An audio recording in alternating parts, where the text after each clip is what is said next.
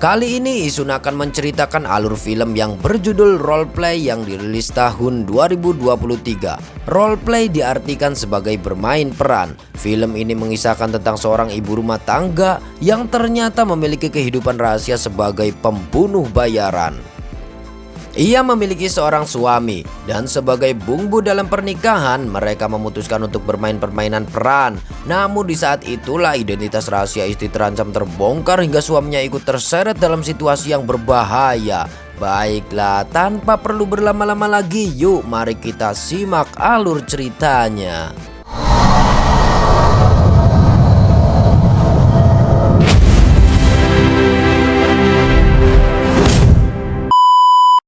Di awal film kita diperlihatkan seorang wanita yang sedang menyamar bernama Emma. Kemudian dia ditelepon seseorang yang diperintahkan menuju lokasi tertentu dan tiba-tiba pembunuhan secara sunyi dan senyap pun terjadi.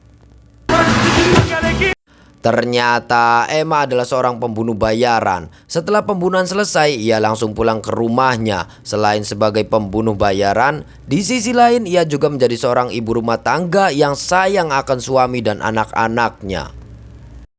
Suami Emma bernama Dave dan Emma bercerita tentang pekerjaannya sebagai manajer perusahaan domestik di Nebraska. Padahal ia baru saja pulang dari luar negeri. Namun Emma lupa bahwa hari ini adalah hari anniversary pernikahan mereka yang ke-7. Ia terlihat sangat merasa bersalah. Namun keesokan harinya saat Emma sedang membuat pancake, Raj, orang kepercayaan Emma, menelpon dan mengabarkan bahwa kliennya sangat senang atas kinerjanya Emma di Buenos Aires dan bayaran pun sudah ditransfer.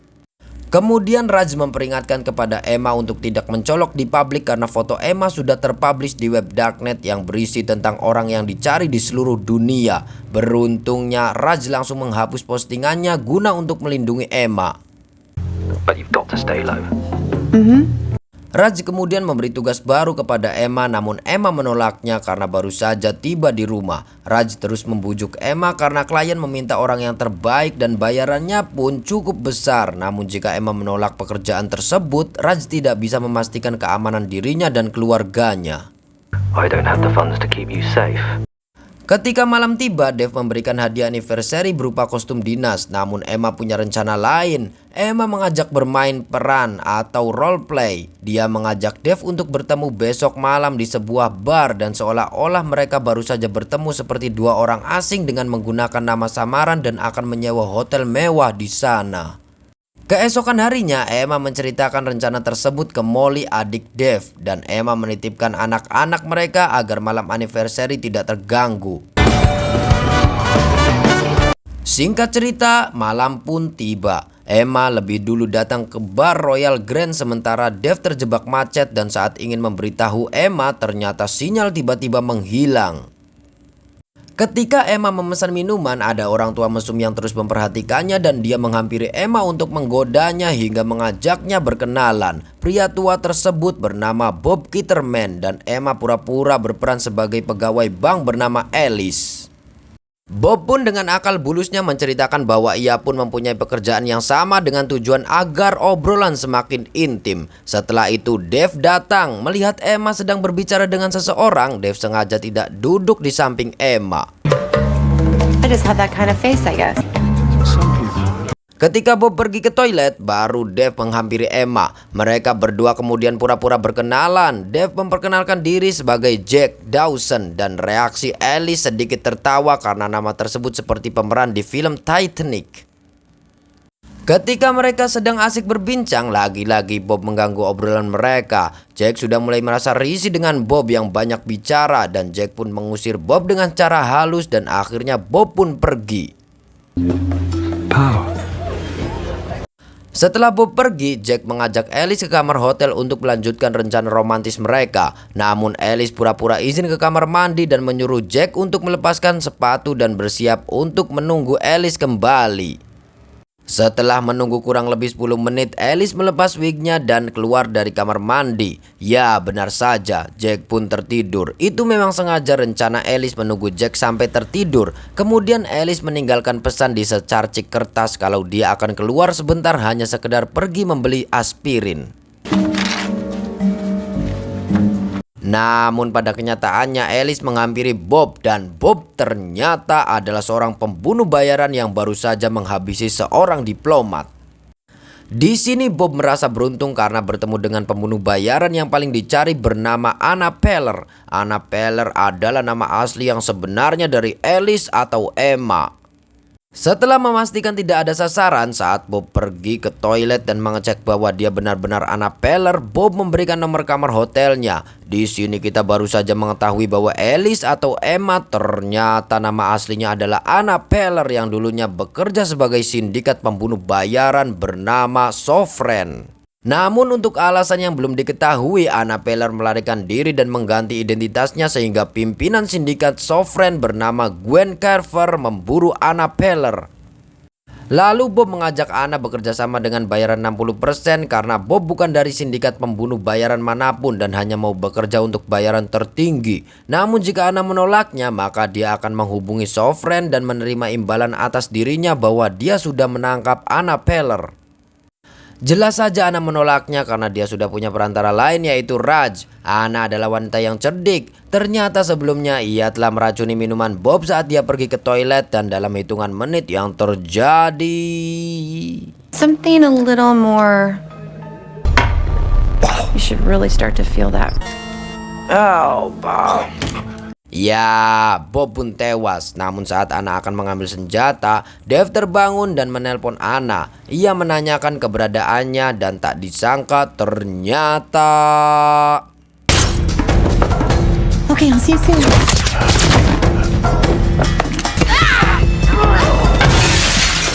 Ya, Bob belum tewas dan menembak Anna. Anna pun segera menutup telepon Dave dan langsung menghabisi Bob dengan mudah. Keesokan harinya Anna sedang berkumpul bersama keluarganya. Tapi Anna sibuk untuk memberi kabar ke Raj atas kekhawatirannya dengan kejadian semalam. Sampai Dave mengajak bicara pun Anna tidak menggubrisnya. Tak lama kemudian Raj menelpon Anna dan sedikit memarahinya karena Raj sudah memperingatkan Anna untuk tidak terlalu mencolok. Tapi Anna malah membunuh seseorang tanpa perintah dari dia. Kemudian Raj memerintahkan Anna agar segera menuju bandara. Sementara itu di dalam rumah, Dave ditelepon Molly adiknya dan memberitahu jika ada berita pembunuhan tadi malam di hotel tempat Anna dan Dave menginap dan mengirimkan tautan berita tersebut padanya.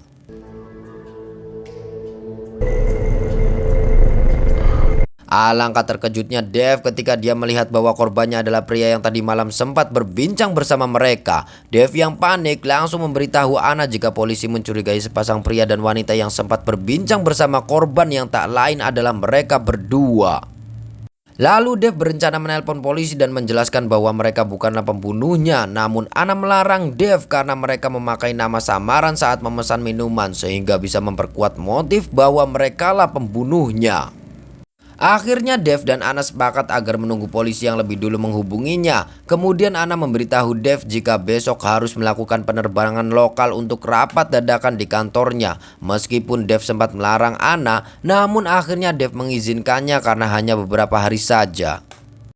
Keesokan harinya Anna pamit kepada Dave dan anaknya. Kemudian Dave mengatakan jika dia ingin menjemput Anna pulang di bandara saat Senin nanti. Setelah Anna berangkat, Dave selalu memantau perkembangan kasus pembunuhan Bob di media sosial. Ternyata polisi telah menemukan foto Dave dan Anna dari rekaman CCTV hotel. Tinggal menunggu, cepat atau lambat polisi akan menghubungi dan menemukan identitasnya. Dave semakin gelisah ketika menghubungi Anna beberapa kali, namun nomornya tidak aktif. Bahkan di hari Senin jadwal kedatangan Anna, ternyata Anna tidak ada di dalam daftar penerbangan lokal yang jadi tujuan keberangkatannya. Saat kembali ke parkiran, kekhawatiran yang selama ini menghantuinya ternyata terjadi. Dia dihampiri 2 orang detektif dan membawanya ke kantor polisi. Dave menceritakan sejujurnya bahwa alasan ia menggunakan nama samaran adalah ide konyol, yaitu bermain pura-pura tak saling mengenal dengan istrinya karena pada hari itu mereka sedang merayakan anniversary pernikahan mereka yang ke-7. Jelas alasan tersebut tentunya tak masuk akal menurut detektif. Dan tak lama kemudian seorang intelijen bernama Carver memberitahu Dave bahwa istrinya bukanlah bernama Emma dan itu membuat Dave sangat terkejut. Orang yang selama ini telah menjadi istrinya ternyata mencuri identitas wanita yang meninggal 8 tahun yang lalu dan selama 7 tahun terakhir ia berhasil menjalani kehidupan yang palsu. Dev diperlihatkan oleh Agent Carver foto istrinya yang tertangkap CCTV di Bandara Buenos Aires seminggu yang lalu, dan Dev baru menyadari dan percaya kepada polisi bahwa selama ini istrinya telah berbohong. Dev juga diberitahu bahwa pria yang berkenalan di bar hotel bernama Bob ternyata nama aslinya adalah Derek Wiley, di mana dia adalah seorang pembunuh bayaran. Lagi-lagi Dev semakin dibuat terkejut ketika diberitahu bahwa Raj bukan SPV tempat istrinya bekerja, melainkan dia adalah orang yang mencarikan klien untuk bekerja sebagai pembunuh bayaran. Dev semakin frustasi ketika diberitahu bahwa istrinya adalah pembunuh bayaran paling dicari di beberapa benua bernama Anna Peller. Sorry.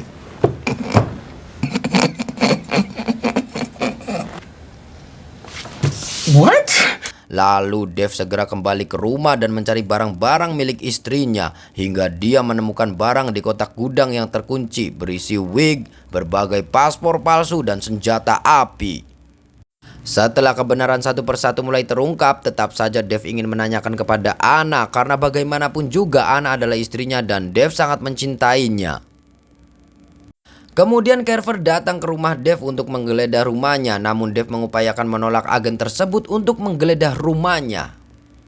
Sementara itu di Berlin, Anna sedang dibuntuti oleh anggota Sovereign dan Anna berusaha melarikan diri. Walaupun Anna turun dari mobil Raj dan berusaha kabur, namun anggota Sovereign terus mengikuti di setiap langkahnya, hingga akhirnya Anna telah mengoceh salah satu anggota Sovereign dengan strateginya.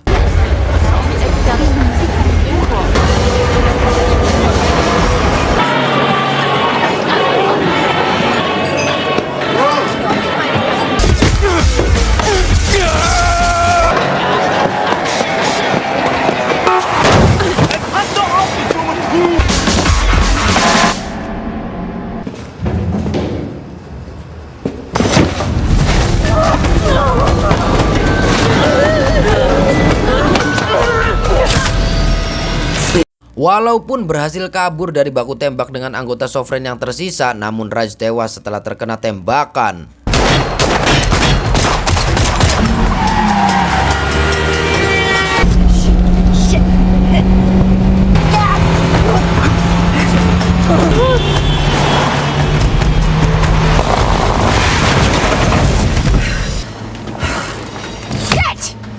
Scene kembali ke Dev, dan Dev mencoba menghubungi kartu nama satu persatu yang ditemukan dalam brankas rahasia Anna. Salah satu dari nomor tersebut berhasil terhubung. Dev mengetahui jika Anna berada di Berlin dari nomor tersebut. Di dalam telepon, Dev mengungkapkan kekecewaannya terhadap Anna karena selama ini Anna telah berbohong tentang pekerjaannya dan itu bisa membahayakan keluarga dan anak-anaknya.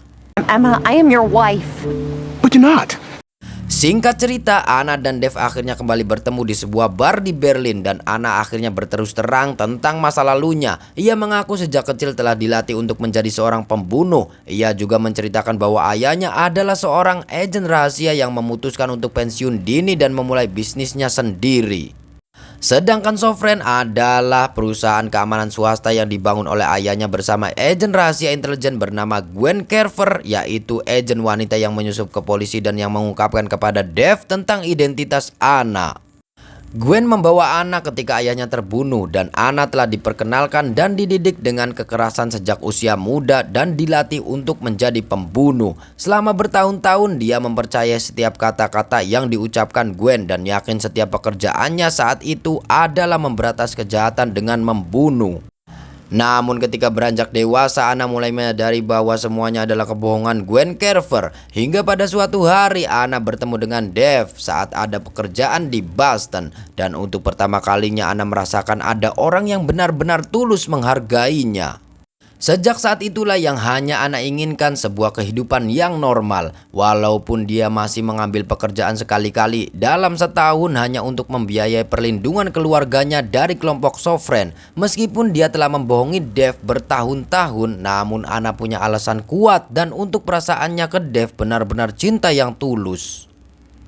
Alasan Anna melarikan diri ke Berlin yaitu untuk mendapatkan paspor Kanada untuk Dev dan anak-anaknya agar dapat memulai kehidupan mereka yang baru. Anna berjanji jika permasalahan dengan Sovereign selesai, dia tidak akan lagi menjadi pembunuh bayaran.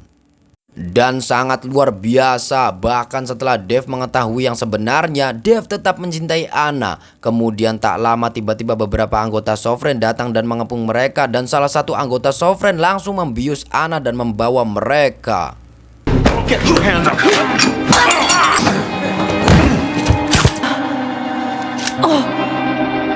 Ketika tersadar, Anna mengetahui bahwa Gwen bukan hanya menculik dirinya dan Dave, tapi juga menculik kedua anaknya. Lalu Gwen menawarkan Anna untuk kembali bergabung bersama Sovereign. Anna pun dengan sangat terpaksa menyetujuinya, tapi dengan syarat tidak boleh menyakiti anak-anaknya. Sepakat dengan hal tersebut, Anna langsung diberi tugas untuk membunuh suaminya karena Dave adalah salah satu orang yang akan menjadi penghalang kebersamaan Anna, Gwen, dan anggota lainnya dalam kelompok Sovereign. Just one bullet. Kemudian Anna bertemu Dave dan membawa Dave ke dalam hutan, dan ketika di jalan Anna memberitahu Dave bahwa ada seorang sniper sedang mengawasi mereka. Sembari terus berjalan, Anna memikirkan cara untuk membunuh Dave dengan strategi yang baik, dan inilah yang terjadi. She wants me to kill you. I'm sorry. Em, I love you. Kemudian anggota Sovereign lainnya memastikan jika Dave benar-benar telah tewas. Ketika tubuh Dave sedang diperiksa, Anna langsung menyerang tepat ketika pohon menghalangi pandangan sniper.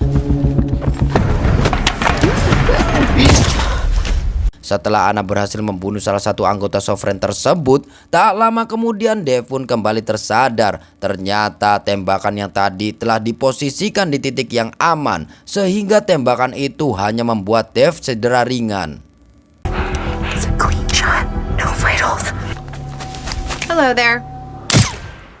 Lalu Dave dan Anna pun berlari dan menyelinap kembali ke gedung di mana tempat anak-anaknya berada. Dan satu persatu Anna menembak anggota Sovereign yang sedang berjaga dan menusuknya dari belakang.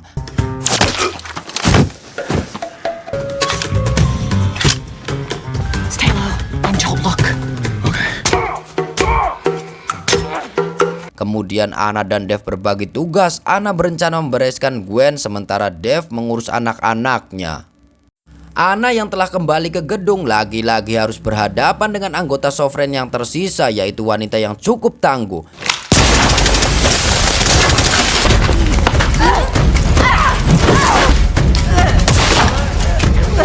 Sementara itu Dave berhasil menembaki pria yang menjaga anaknya dengan tepat sasaran. Setelah cukup dibuat kesulitan, akhirnya Anna berhasil mengalahkan wanita tangguh tersebut.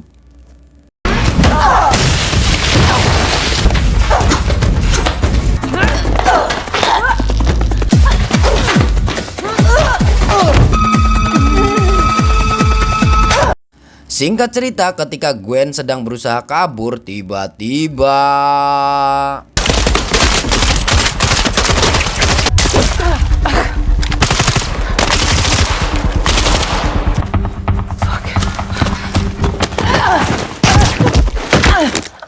ya, setelah berhasil menembak Gwen, Anna tidak langsung menghabisinya. Anna membiarkan Gwen karena dia tahu bahwa ia telah menembak di area yang cukup fatal. Lalu Anna pergi menghampiri Dave dan anak-anaknya.